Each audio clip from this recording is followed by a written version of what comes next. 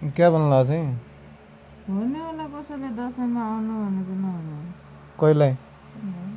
मलाई कहिले भन्यो रे कस्तो थाहा होला अन्त त्यो कहिले भन्ने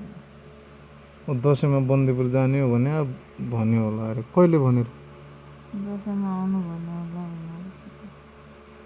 कहिले भन्यो होला भन् त सही हँ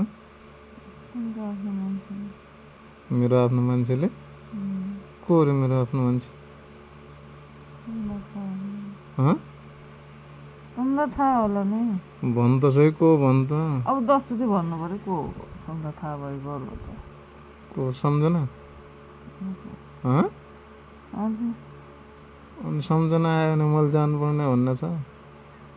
हँ आइज भन्यो होला त दसैँमा हाँसो त घुम्न जानु। मैले हेर त हेर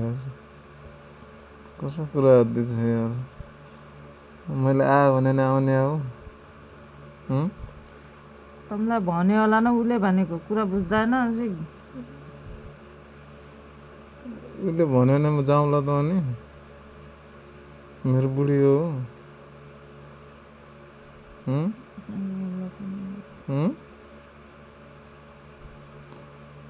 बुढी हो मेरो त है त मेरो बुढी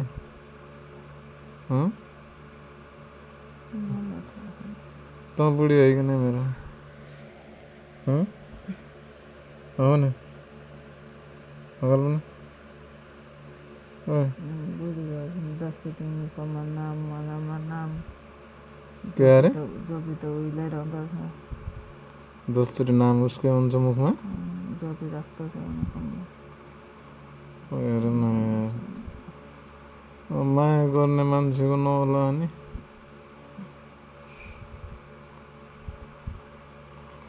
तेरो माया मान्दैन म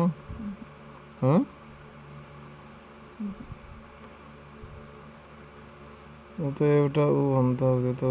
माया भनेको यस्तो हुने रहेछ नि त अब बल्ल पो थाहा भयो अब बिहा नगर्नुभन्दा अगाडि थाहा भइदिनु पाएको थोरै न बिहा गरिसकेपछि सिकायो उहिले यस्तो चिज हुने रहेछ खतम हुने रहेछ यार रातभरि निन्द्रा नलाग्ने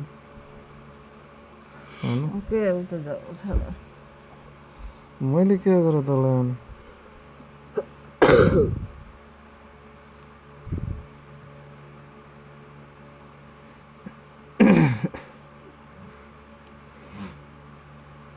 सुते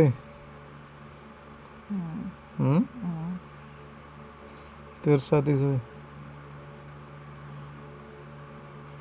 तेरो कुर्ची साथी हो हात राख्थेन त्यहाँ